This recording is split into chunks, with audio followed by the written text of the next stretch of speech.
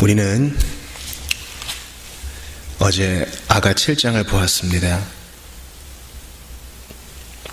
신랑이 신부의 각 부분을 칭찬하죠.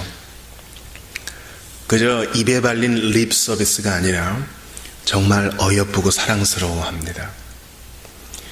당신 내가 어디가 좋아요? 어디긴 뭘 다 좋지, 이렇게 얼버무리지 않고 어디가 어떻게 좋은지 구체적으로 말해줍니다. 이렇게 여성은 구체적인 사랑 표현을 듣기 원하죠. 근데 교회도 마찬가지예요. 교회는 이제 보통 여성으로 표현되거든요. 왜냐하면 그리스도의 신부니까요. 신부된 교회는 독립적으로 존재할 수 없고 그리스도께서 계속 부어주시는 사랑 가운데 있어야 됩니다. 실로 주님이 그렇게 하시고요. 그 섭리의 은혜 속에서 매일매일 은총을 부어주죠.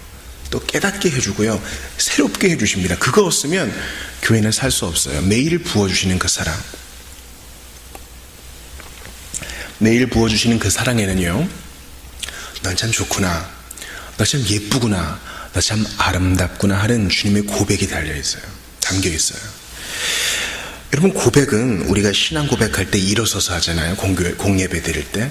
그건 하나님께 드리는 거기 때문에 일어나는 거예요. 우리가 예배 때 일어나서 하는 것이 있고 앉아서 하는 게 있잖아요. 일어나서 찬양을 하죠. 하나님께 올려드리는 거니까. 우리 헌상할 때도 일어나서 하죠. 또 마지막 축도 시간에도 일어나죠. 왜냐하면 하나님께 우리의 마음을 바치는 의미도 있어요. 헌신하는 시간. 그리고 앉아서는요, 주의 말씀을 받고, 그죠? 또 앉아서 주의 말씀을 상고하고 또 같이 읽고 이렇게 합니다. 성찬을 받을 때도 그렇게 하고요. 이것이 뭐 신학적으로 늘 딱딱 맞는 것은 아니지만 우리가 그런 의미를 담고 있는 것은 참으로 중요한 것이죠. 근데 보세요. 우리가 아가 7장에서 또 아가서 전 부분에서 일방적인 신부의 고백만 있지 않아요. 신랑도 고백해요. 이 말은 어떻게 해석할 수 있어요? 우리가 주님께 우리의 신앙을 고백하죠. 우리의 중심을 고백한다고. 주님이 사랑합니다. 주님이 너무 좋고 내 평생 당신님께만 헌신하고 싶습니다. 이런 고백을 드려요. 신부의 고백이에요. 하지만 우리 주님은 그보다 더한 고백을 우리에게 하세요. 매일 고백하시는 하나님, 여러분 이런 거 생각해 보셨어요? 물론 하나님은 어미하셔요. 크고 경건하셔요. 거룩하고 공의로우세요. 가까이 하지 못할 불 가운데 거하시죠. 그 구름은 사람이 자기의 가슴을 치며 화로다, 나로 죽게 되었도다, 그렇게 탄식하게 할 만큼 참 엄위로운, 경외로운 주님의 임재예요. 하지만 동시에 주님은 고백하시는 하나님이세요. 나를 사랑한다, 참 좋구나, 정말 좋구나. 우리가 이러한 신앙의 로맨스를 회복해야 됩니다. 어느 한 극단에 치우쳐서도 안 돼요. 교리를 사랑하되 성경도 사랑해야 하고요. 교리 공부가 성경 공부로 이어져야 되고, 우리가 열심히 배우고 축적한 것이 삶으로 또 이어져야 되고요. 어느 하나 버려서는 안 됩니다. 우리 신학의 4대 분과가 있거든요. 성경신학, 조직신학, 역사신학, 실천신학 있는데 이 사중신학도 균형 있게 가야 돼요. 마찬가지로 우리에게 정말 공의의 하나님과 사랑의 하나님을 균형 있게 보는 눈이 얼마나 중요한지요. 아가서는 자칫 하나님을 너무나 무서운 분으로만 생각할 수 있는 우리에게 경종을 울려줍니다. 오늘 어떤 분들이 이제 모슬렘, 이슬람 교도들의 하나님이 여호와와 같은 분 아닙니까? 이렇게 얘기하는데 그렇지 않아요. 꿀 안에 나타난 하나님은, 알라는 너무 멀어요. 사랑 고백하고 그런 거 없다고요. 알라의 명령을 지켜라, 네가 선행을 다하면 알라가 너를 좋게 대우해 줄 거다, 그 정도예요. 그러나 성경의 하나님, 진실을 한 하나님, 유일한 하나님은요, 그 택한 자들을, 교회를 기뻐하시는 분이었어요. 오늘은 아가의 마지막 시간입니다.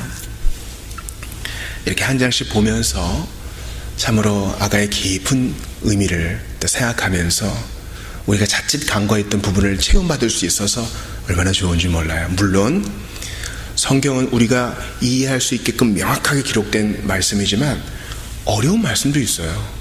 그게 신비죠. 신명기에 보면 그렇게 어려운 구절, 난해 구절들, 아직 우리가 다 해석하지 못하는 것은 하나님께 속한 것이요, 또 차츰 드러나긴 하겠지만 이미 명확하게 나타난 것은 우리와 우리 후손에게 맡겨진 거라 그랬어요.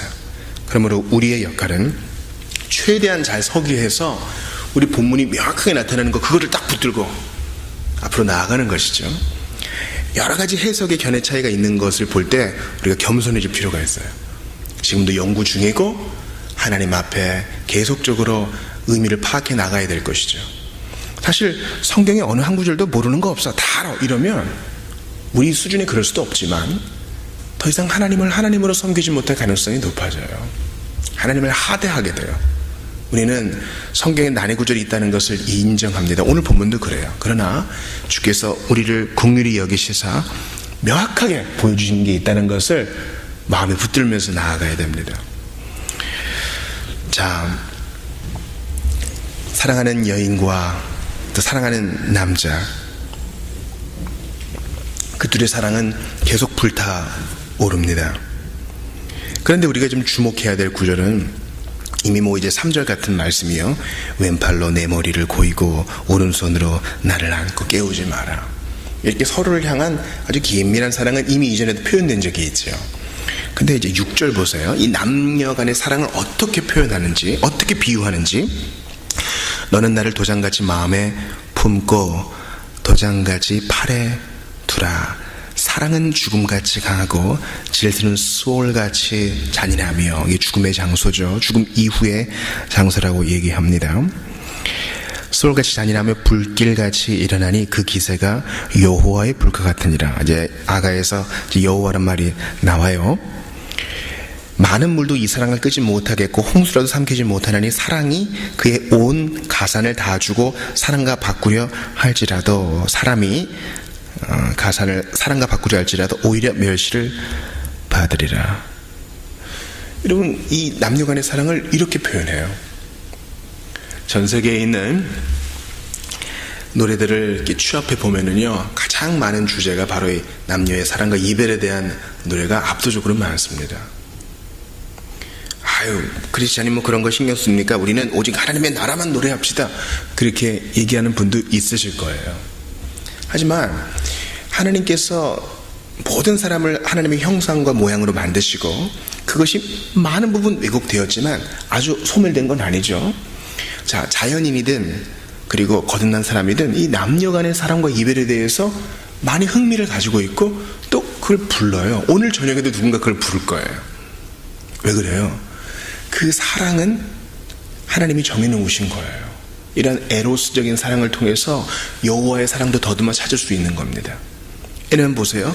그 남녀 간의 사랑이 죽음같이 강하다 그래요. 또 질투하는 힘이 있는데 수월같이 잔인하대요. 여러분, 남녀 간의 질투, 배타적인 사랑이란 말이에요. 잠근 동산이에요.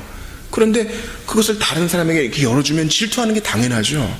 여러분, 질투 안 하면 큰일 납니다.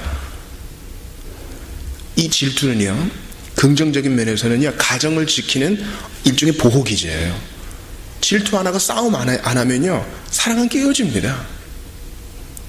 당신 왜 그랬습니까? 이렇게 따질 수 있어야 돼요. 왜 가족에게 소홀했습니까? 어떻게 나한테 그럴 수 있습니까? 이런 질투는 이기적인 게 아닙니다. 소홀같이 잔인하며 불길같이 일어나니 그 기세가 여호와의 불과 같으니라.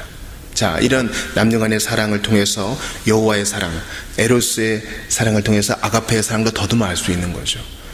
우리 주님도 이러한 불같은 사랑으로 우리를 사랑하시고 너도 그렇게 하라 말씀하세요. 우리가 요즘 매체인 성경에 이렇게 호세아 읽는데요, 남녀 간의 사랑으로, 부부 간의 사랑으로 이스라엘과 하나님의 관계를 표현하시죠. 고멜을 다시 찾아옵니다. 애 낳고 집 떠난 고멜을 찾아와요. 돈 주고 사옵니다. 그리고 너 이제 그러지 말아라. 하나님이 호세아에게 왜 그러십니까? 배타적인 사랑을 해야 되는데 이스라엘이 자꾸 잠근 동산에 문 열어서 바알 들어와, 아세라 들어와, 이렇게 자꾸 질투를 일으키게 하니까 주님께서 그래도 난 포기할 수 없다. 이 고멜과 호세아의 사이를 통해서 그 사랑을 보여주는 거예요. 그래도 돌이키지 않으니 주님이 질투의 사랑으로 그들에게 고난을 주시고 나라가 멸망되기도 하시는 겁니다. 여호와의 불, 여호와의 사랑도 이와 같습니다. 여러분, 하나님이 우리를 향해 노래 부르는 하나님이라 그랬어요. 이건 정말 우리가 주님만을 택하고 하나님 편에 설 때 맞는 말이죠. 근데 한번 상황을 바꿔봅시다.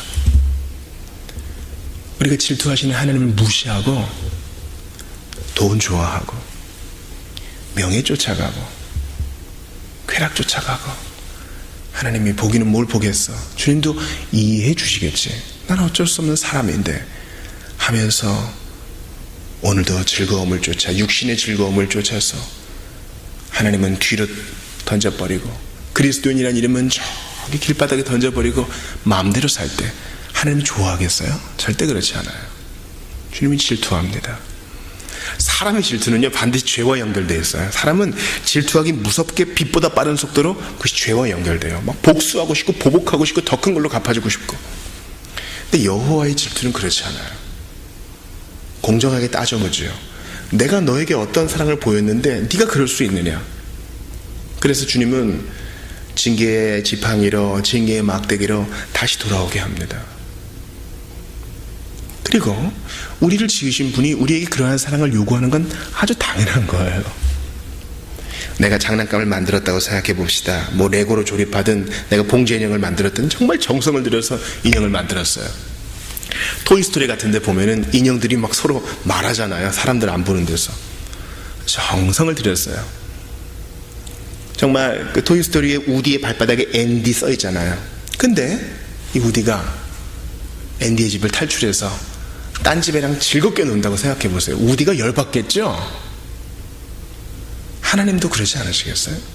내가 너를 지었다. 내가 너를 좋아한다. 나의 영광을 위해 너를 지었고 지금까지 돌보았다. 그런데 만몬의 신에게 가서 넙죽넙죽 자라고 만몬의 침대에서 마음껏 뛰어놀면서 만몬이 차려준 밥 먹고 아예 하나님은 나중에 찾아가면 돼요. 그럼 용서해 주겠죠. 뭐 이런 식으로 대우한다. 주님이 질투하지 않겠어요? 주님이 노하지 않겠습니까? 사랑은요 반드시 싸웁니다. 여러분, 연인들이 마냥 사이가 좋은 연인은 없어요. 그 어떤 연인도 반드시 싸우게 돼 있어요. 그걸 통해서 우리가 생각해야 돼요. 아, 그렇구나. 서로에게 신실하지 못할 때, 서로에게 성실하지 못할 때 연인들 간에 싸움이 나는 것처럼 우리 주님도 우리가 주님께만 헌신하지 않고 주님께만 사랑을 드리지 않으면 주님이 노하시는구나. 주님이 기분 나빠하시는구나. 우리가 인격적인 하나님이라고 그럴 때 주님은 기분 나빠해요. 상처받으신다고. 7절을 다시 보세요. 많은 물도 이 사랑을 끄지 못하겠고 홍수라도 삼키지 못하나니 그의 온 가산을 다 주고 사랑과 바꾸려 할지라도 오히려 멸시를 받으리라.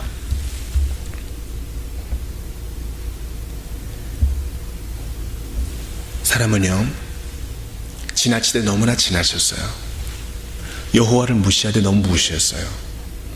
그래서 여호와의 불은 모든 사람을 다 불로 심판해도 참으로 공정합니다. 생각해봐요. 정도의 차이가 있을 뿐 우리가 얼마나 하나님의 등에 비수를 꽂았습니까? 얼마나 주님을 이용해 먹었어요. 밥 한 그릇 먹을 때도 이 밥 한 그릇을 위해서 하나님이 물과 공기와 햇빛을 공짜로 주고 사람의 노력을 사용하시고 또 그 사람을 보존하시사 여기까지 밥상이 차려지게 하셨는데 주님을 잘 기억 못하잖아요. 회심 전에는 말할 것도 없고 회심 이후에도 우린 그렇다고요.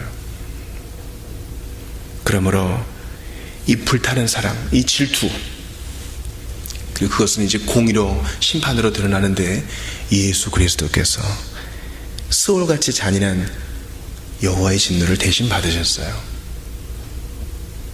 불길같이 일어나는 그 진노 예수님께서 몸으로 다 겪으셨기에 죽음으로 값을 치르셨기에 우리는 고멜처럼 다시 사온 자가 될 수 있는 거예요. 우리는 아가서를 통해서도 이러한 여호와의 불, 여호와의 진노의 불을 몸소 당하신 예수 그리스도를 생각해야 됩니다. 그 주님의 대속가달게 우리가 이 술람미 여인처럼 이제 사랑받을 수 있는 거예요. 술람미, 솔로몬 비슷하죠? 술람미는 솔로몬의 여인이라는 뜻이에요.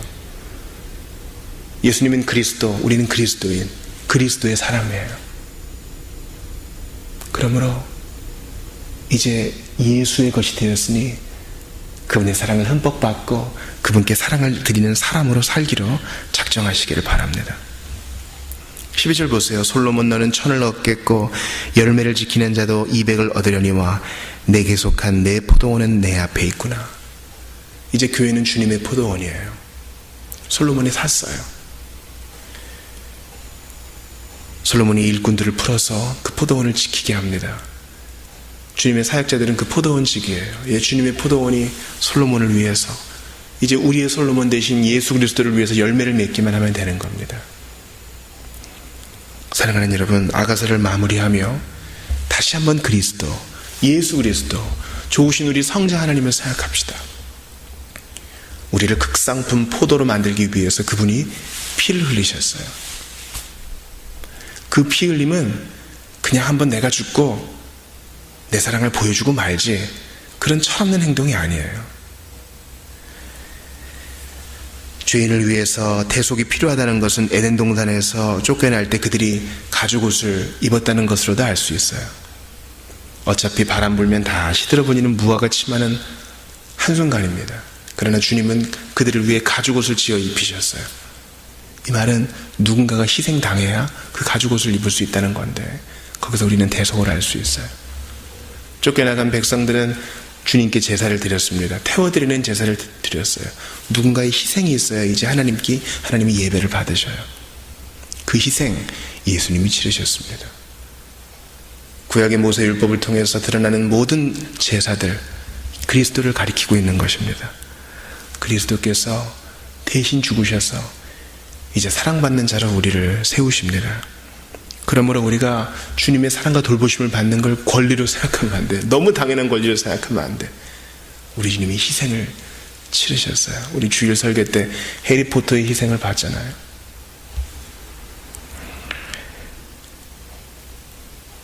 2차 세계대전 때 연합군 중 한 무리들이 일본군에게 포로로 잡혔습니다. 이제 포로는 강제 노동을 해야 되는데, 하루는 노동이 다 끝난 이후에 이제 일본 군인이 삽을 세니까 삽이 하나 비어요. 누가 삽 훔쳤냐? 아무도 안 나오죠. 다 총을 겨눠요. 삽이 나오지 않으면 다 죽는다. 그 순간 한 유럽 병사가 제가 훔쳤습니다. 그래서 그 자리에서 총살을 당했어요. 숙소로 돌아왔습니다. 삽을 잘못 센 거예요. 삽은 처음부터 그대로 있었어요. 그 유럽 청년이, 그 포로가 내가 훔쳤습니다 안 했으면 다 죽었을 거예요. 하지만 그 한 사람의 희생으로 다 살 수 있었어요. 우리 예수님의 희생으로 모든 믿고 회개하는 자들이 이제 살 수 있게 됐어요. 그냥 사는 정도가 아니라 사랑받아서 어떻게 다 표현할 수 없을 만한 기쁨을 누리게 되었습니다. 이것을 감사하십시오. 예수님이 희생이 있을 때 아가가 우리의 노래가 될 수 있어요. 아가는 노래 중에 노래라는 뜻이잖아요. 하나님의 노래를 들을 수 있는 존재가 되었어요. 예수님의 희생 때문에, 그분의 피 흘림 때문에, 포도나무즙보다 더 진한 그분의 보혈 때문에 우리가 이렇게 사랑받는 존재가 될 수 있어요. 사랑받는 사람은 때깔이 달라요. 이러한 사랑받는 자로서 때깔 다른 모습으로 그리스도인의 자태를 드러내시고 하나님께 찬양 올리시며 질투하시는 하나님의 마음을 알아서 오늘도 그분께만 충성을 다하는 우리 모두가 될 수 있기를 바랍니다. 기도합시다. 하나님께 감사합니다.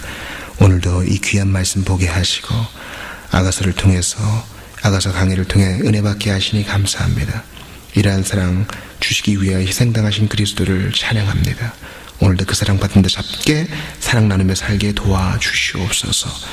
주께서 오늘도 성령으로 충만케 하여 주시옵소서. 예수님 이름으로 기도합니다. 아멘.